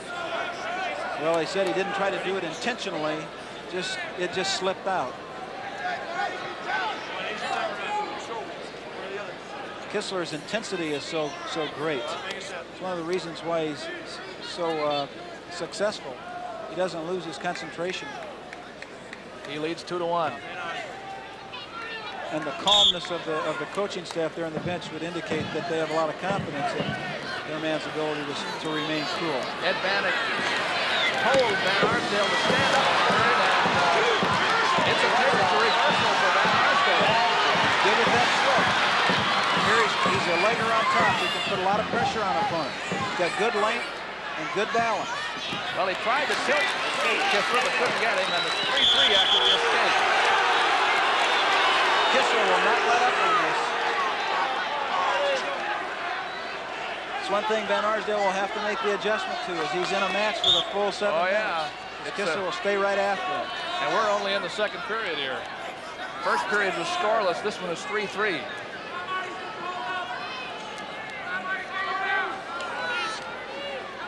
Van Arsdale has been giving Kistler one of his better matches to this point. Now Kistler's in very nicely on a single leg.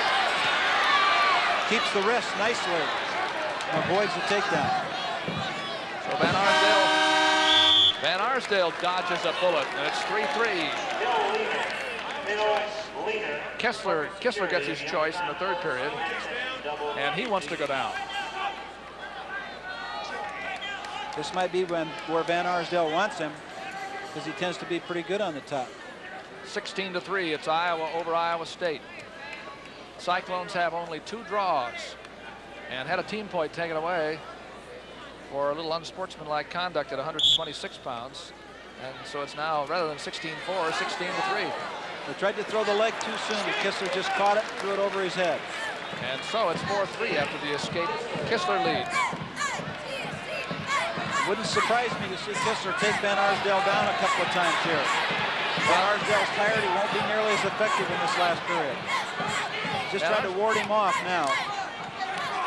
Van Arsdale uses his length pretty well in situations like that. He's been able to.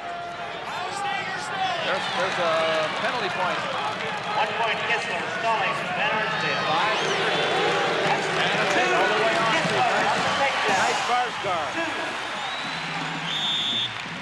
Just as you suggested might happen. Well, Barsgar is a move that they learned from the Russian. Watch how he has the leg. Now watch him come off with his right hand and block the outside leg and then drive his opponent over it. The man just can't move that post out away from him, so he gets the 2 points. So it's very now, nice technique. It now zipped from 3-3 to 7-3. Kistler, as good wrestlers do, these Iowa wrestlers so often do, pile him up in the third period. You're going to see him. He's going to try to score some more. This is where Van Arsdale's good with that switch. He has to be careful of that now. That arm gets free. That's where he's dangerous. 1 minute, 1. Minute to go. 7-3. Kistler.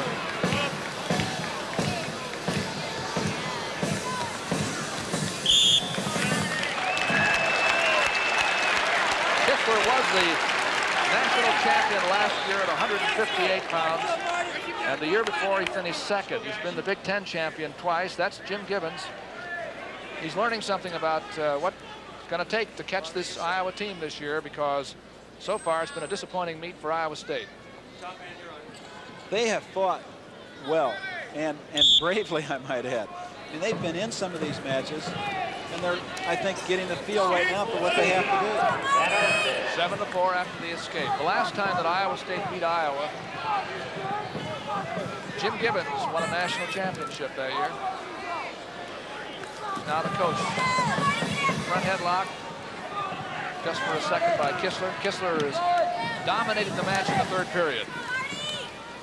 he's taking away Van Arsdale's attempt to throw and stay on the low-level attack. Van Arsdale just hasn't penetrated through Kistler's defense. Plus, he's wrestling a little tired. He has no takedowns. He had a reversal in the second period and 2 escapes. But Kistler has owned the match from the feet. And so he wins it. He does have riding time. And so he wins. As expected, I guess you'd have to say. 19-3. And the happy crowd in Hawkeye land gets up on its feet to cheer Marty Kistler. 8-4 winner over Van Arsdale. No reason why he shouldn't still be ranked #1. And here we go at 177. Another top-ranked man for the Hawks, Rico Ciparelli, 20-2 this year, goes against the 3rd-ranked man from Iowa State, Bob Gassman. Now, these men have wrestled before, and Ciparelli has been the winner. Well, he's been a dominant force, and I think Gassman has improved tremendously this year, probably because of Banning's influence being there with him. He's been able to finish more of his offensive efforts. That's probably been the thing that's caused him the most concern in the past. He gets there, but he hasn't been able to finish. And we've seen Ciparelli pin him in the past because he got there, and then Ciparelli used it against him. So, well, in case you had any question,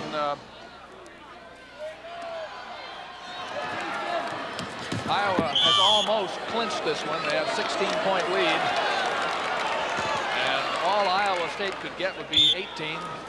So take 3 pins. Nice move by Gassman. But he couldn't finish it. There's that flexibility again. Balance. It was a great move by Gassman from Iowa State to get there. Just great flexibility by his opponent from Iowa to be able to keep him from scoring. Ciparelli, you can take the other man's leg and take it all the way to the ceiling, you still won't take him down.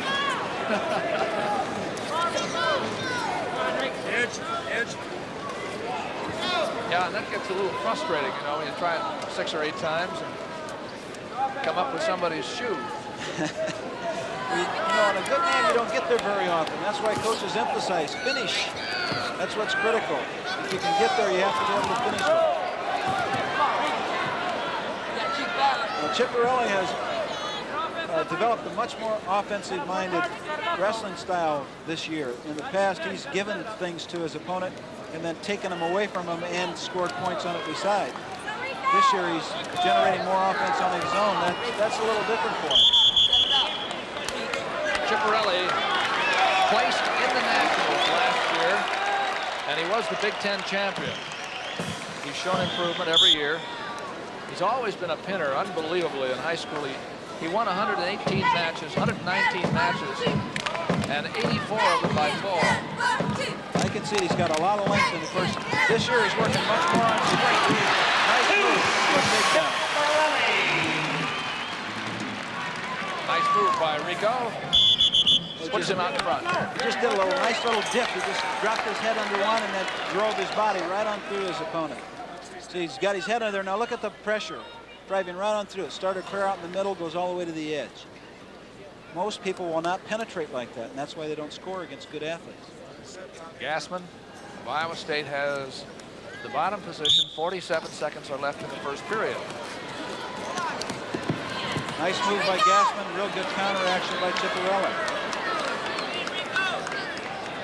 They've met before. Gassman knows very well that this is, when you're down on the mat with Ciparelli, you want to check your loose change. It's very much like wrestling. You know, it's like having a stick of dynamite in your hand, and you can hear the fuse hissing, but you don't know exactly how long it's going to be. He's dangerous in all positions down there. Stalemate.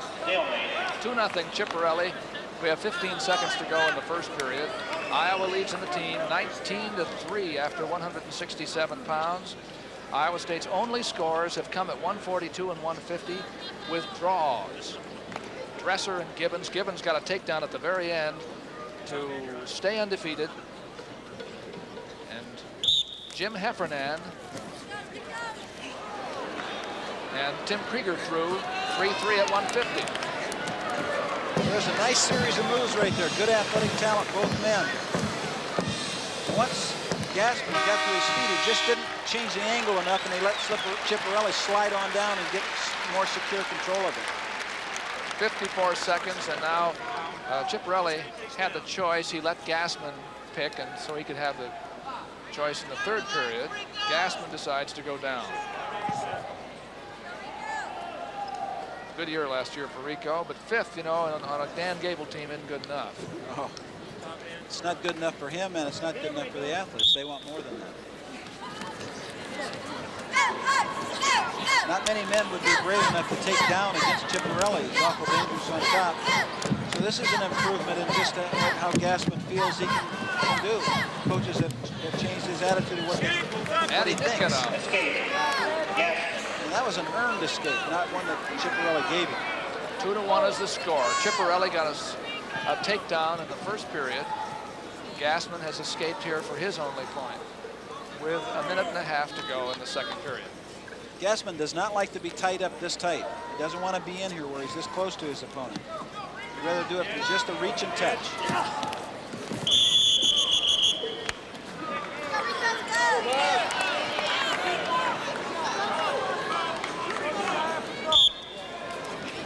Basically, what we're seeing is Chipperelli take away Gassman's offense by tying him up. He's in there close and tight. You see Gassman try to get out to the side, get free a little before he can go. 1 minute.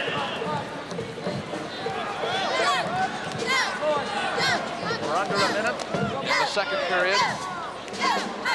Chipperelli in the black for Iowa, 2. Gassman in the red for Iowa State, 1. There's a lot of half stuff going on right now. Yeah, both men are doing, they'll get a hold of the man, tie him up tight, and then they'll go halfway. They'll just not make that commitment all the way in. Iowa's victories so far have been by Egelund, 10-8. Glenn in an upset over Kelly, 7-3. Randall over Jeff Gibbons, 8-3. Alger over Tate, 11-7, and Kissler over Van Arsdale, 8-4. The other matches were draws at 142 and 150, and we're now at 177 pounds in Iowa City. There's the team score, 19-3. Iowa State was not able to make the quick start they had to make here. And now they're in the heart of the Hawkeye lineup.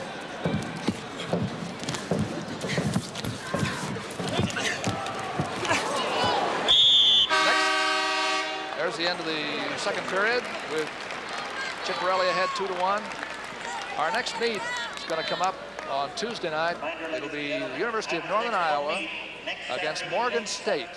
School from Baltimore, Maryland, making a Midwestern trip. And the time is the important thing there because it's 9:30. If you tuned in at 9 o'clock, it's because it's being put off just this week, a half hour, till 9:30. Notice that.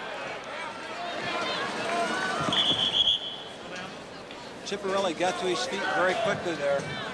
See if he does that again when he has an opportunity to get a start. He's a dangerous wrestler from this down position as well. Yeah. Gassman on top, Chipperelli ahead 2-1. Chipperelli has still a minute and 2 seconds of riding time advantage. What you try to do on Chipperelli is stay out of his waist. He's trying to come back, pick an ankle, come through the crotch. 3-1.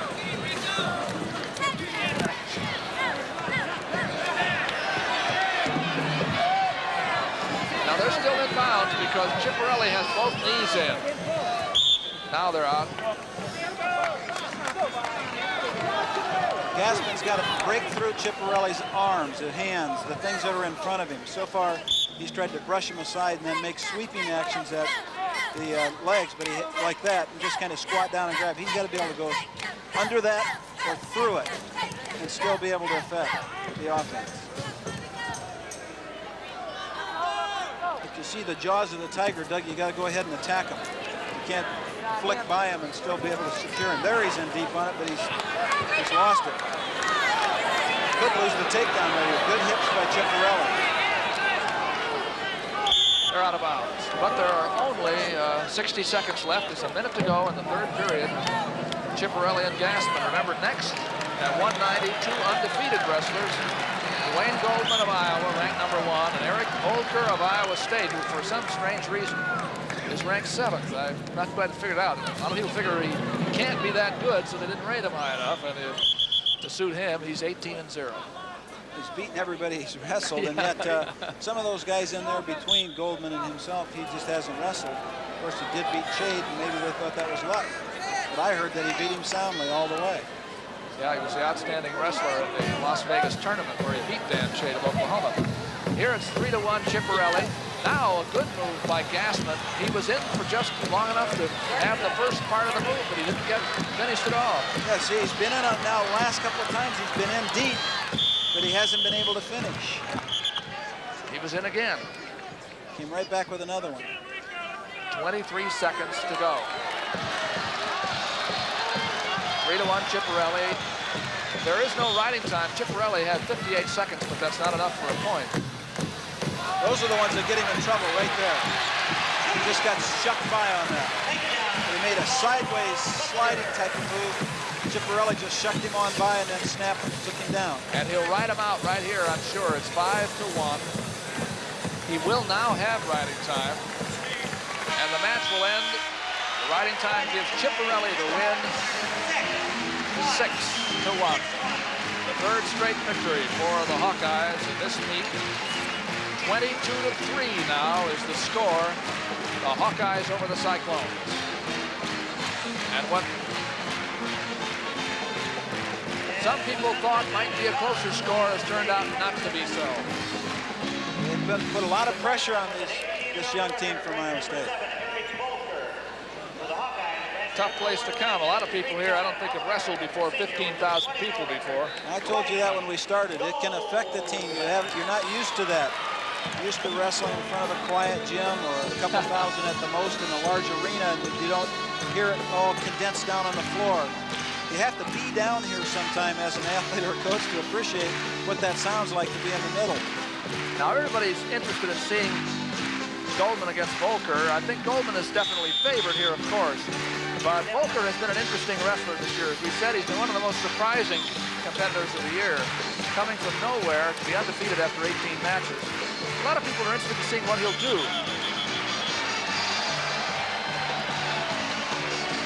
Well, he's not showing his opponent much quarter right now. Iowa and Iowa State, Carver Hawkeye Arena.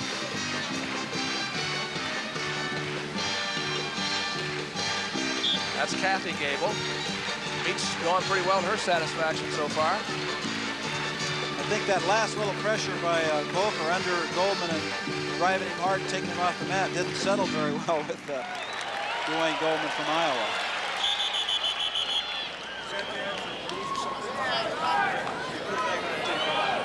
My time equipment over there. Officials. I think he wants to put this knee pad back on The again. pad is for equipment. He can tape it around his ankle. That's fine, but he can't just wear it down. And a reminder of the Hawk Party. I don't know if the people heard that. The pad that was down around his ankle is a knee pad, and the official made him take it off because it's loose. And then he asked him if that was for a bruise, and the athlete said yes, and he came over and said, now, if it's for equipment, you can keep it, but you're going to have to tape it, and that's what they're doing right now, is putting the knee pad back on and taping it tightly around the ankle so it doesn't become loose and in the way of the match. To be held right here at Carver Hawkeye Arena. Goldman versus Volcker. Now Volker's up and ready. The Hawkeyes go after their ninth. Redhead from Dallas Center, Iowa. Stop by the Iowa Athletic. Best he ever did in the high school tournament was 3rd place, Class A, senior year. Seems Made a to lot have of improved. improvement, hasn't he? Goldman, who can make you look awfully bad. I'll tell you, he is a terrific wrestler. What Goldman likes to do so well is he likes to get in here tight.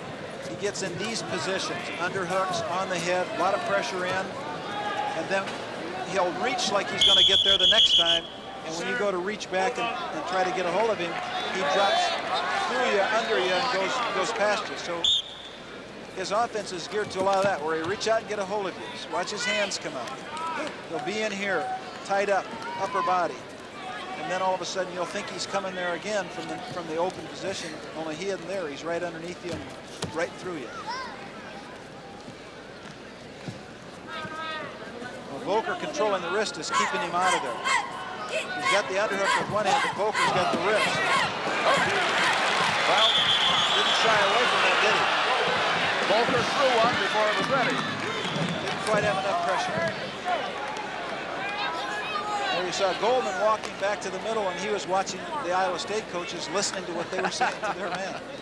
Now he's got the wrist tight. Now watch him try to step underneath and throw, but he didn't get his body under. Went to the side too much. Goldman on top. He's always tough on top and on the leg. Although he doesn't get a lot of pins, he can really be tough on his opponents. Now here, this kind of ride where he's got the leg scissored, puts a lot of pressure on the lower back of the opponent.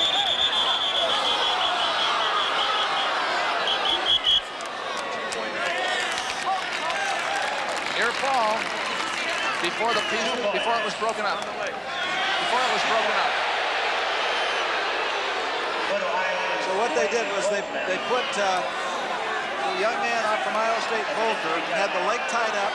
The man from Iowa was twerking the hip, and they had him started toward his back.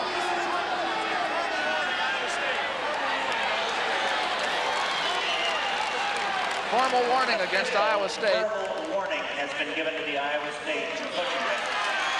2-point near fall, 4-0. You see, he doesn't have him over yet. He doesn't have him, but Volcker is yelling. He's complaining about the leg. So he gives 2 points for a near fall because the man is using his verbal to get out of that position. 4-0.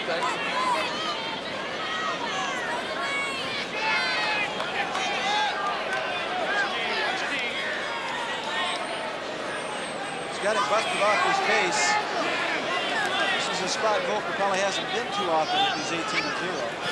We might mention what a formal warning is, too. Yes, there's just a verbal warning that goes to a team. Then and he probably told him that when he was out there. And then he gives a formal warning, and if the bench, assistants or the head coach or any of the athletes create any other type of disturbance, then they have a team point deducted. Goldman really putting it to Volcker on top here.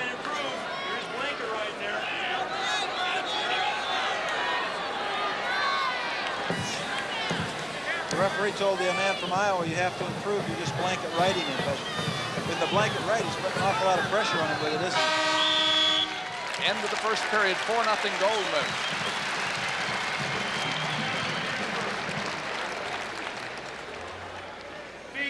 Volcker gets his choice, and he wants to stay on the feet.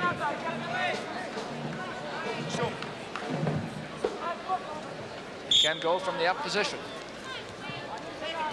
Once a little fatigue is set in, this is where oftentimes Goldman's offense is really very successful. The other man doesn't react quite as well. Starts to do that little dance out there. Volker's trying to get a hold of him to take it away.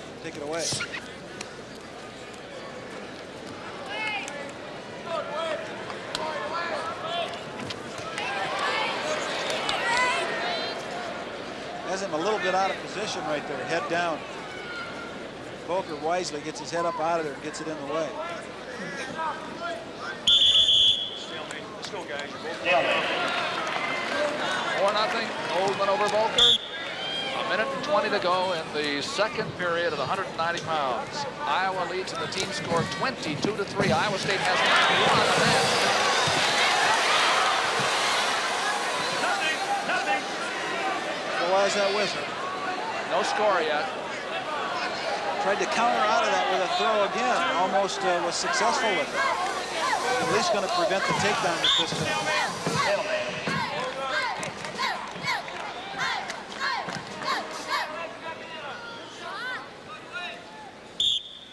The NCAA championships will be held here at Carver Hawkeye Arena in March. After 8 championship years, the Hawkeyes will have the meet right in their own arena.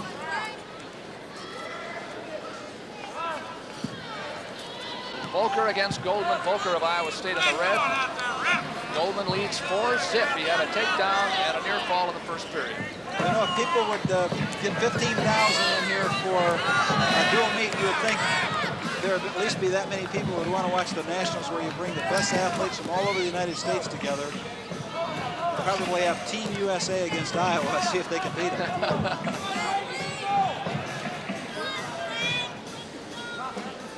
Believe you me, there'll be a lot of yellow and black in here for that.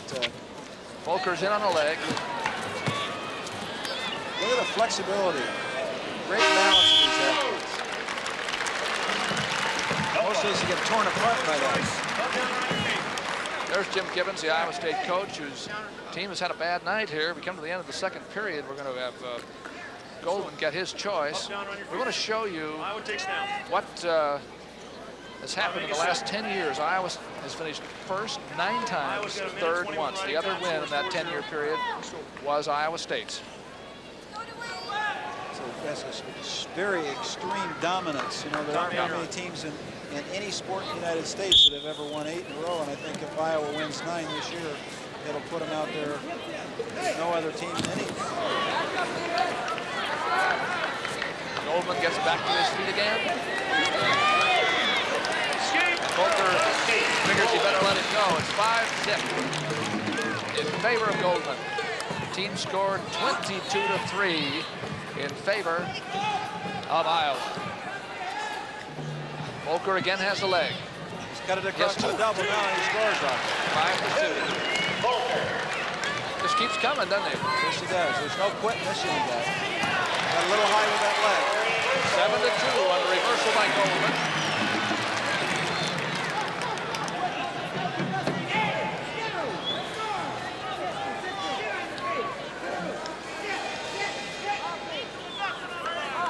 As we said, Iowa State has not won a match yet. They have 2 draws. I don't think anybody would have predicted that. No, I don't think so either. Makes it 7-3 after the escape of Volcker. Less than a minute to go. Double leg shot by Goldman. Did not quite get home. I think Bannock has probably helped Volcker right here on that, just to wait for him. Don't put your hands up there. That's when he's coming. Both you guys are stalling in that position. Full stalling. Warning. Both men. Blocking off. You're full stalling in that position.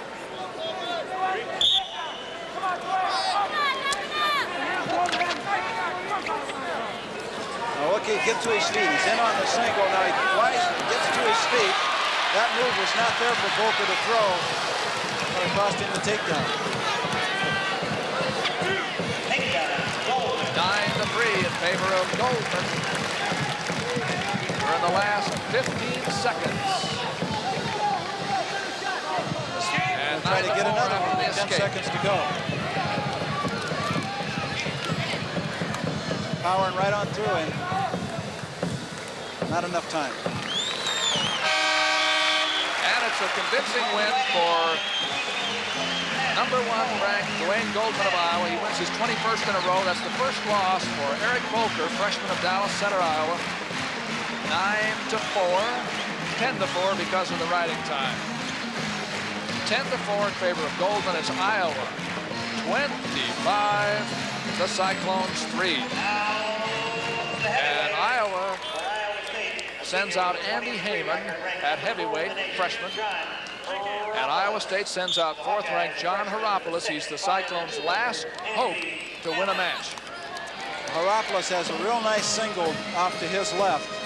He does it very well. And that's what Heyman has to try to keep him from doing if he's going to be successful. Heyman, of course, would like to get him into an upper body fight and try to throw him. Haropoulos is more or less from the outside. He'll take that low-level attack.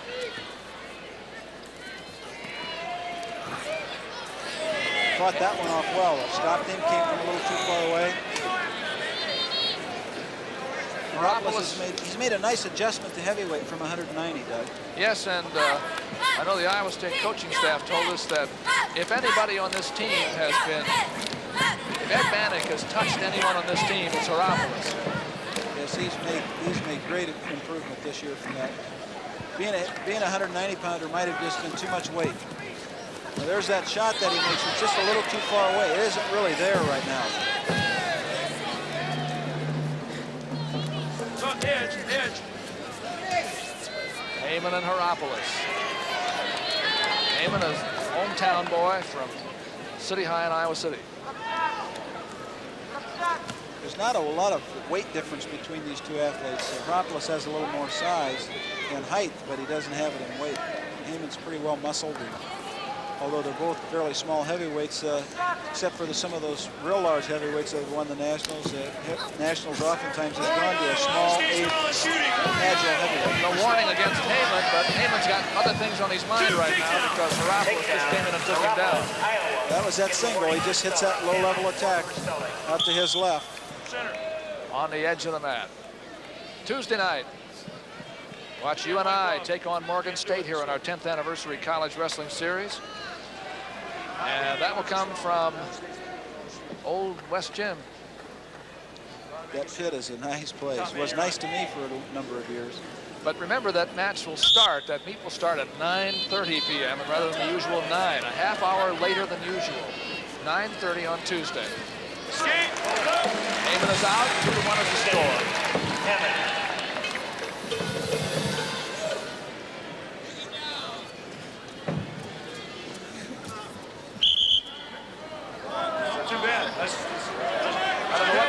What they're saying is he's too slippery. I can't get my hands on him. Both of them really are complaining. The referee just said too bad. He's in on that shot again now. Heyman's done a good job there of countering him out, using his hips.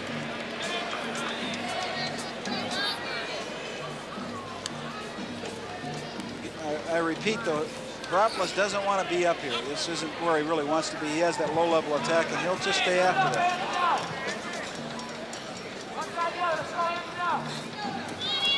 Don't score a lot of takedowns from this position, but as we've said many times, there's a high crotch move by Haropoulos, but it was not successful, and now the front headlock goes to Heyman. See what he does with it. Switched off well on that. Haropoulos just changed out to a little, what they call a little fake drag. Just caught the arm that was in there.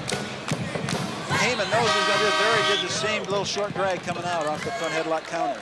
That was too late after the whistle, so no score. There's Dan Gable. His team has looked terrific tonight. 2-1 score. Haropoulos leads this man, Andy Heyman. He was just told by his coach, you got 4 more minutes now. Keep wrestling. Almost in those words, but a different tone of voice. Now, Dan is always, the teams that Gable has are always very good at wrestling against a man's particular weakness, or more than that, against a man's particular strength. Well, he is the best coach in the United States. I don't think there's any question about that. But he also is extremely good at coaching his athletes to wrestle a specific opponent. He knows what their opponents will do. The boys are capable of wrestling against anybody, but especially good against somebody when it's one man and that's all they have to be.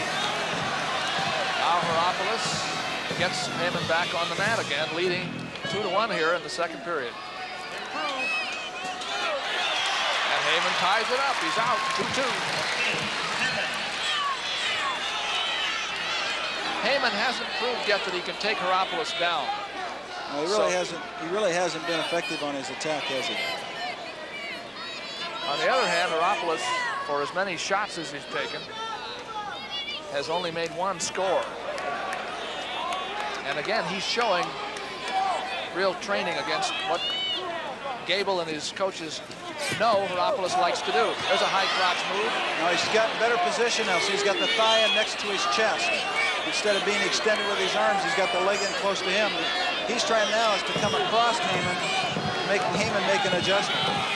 To really be effective, he's either got to get his left arm out and across or his body across. Now he's starting to take his body that way. There his arm is across. Now he can be successful with it.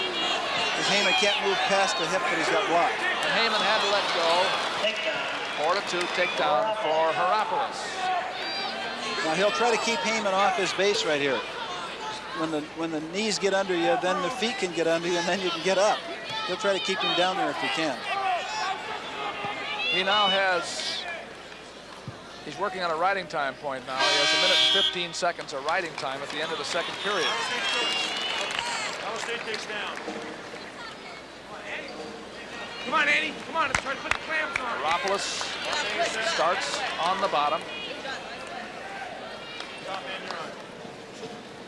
First time he's been there. 4-2 is the score. Hierapolis by 2 over Heyman. Iowa State's trying to salvage one victory here. They haven't been able to win one yet. Oh, he kept it.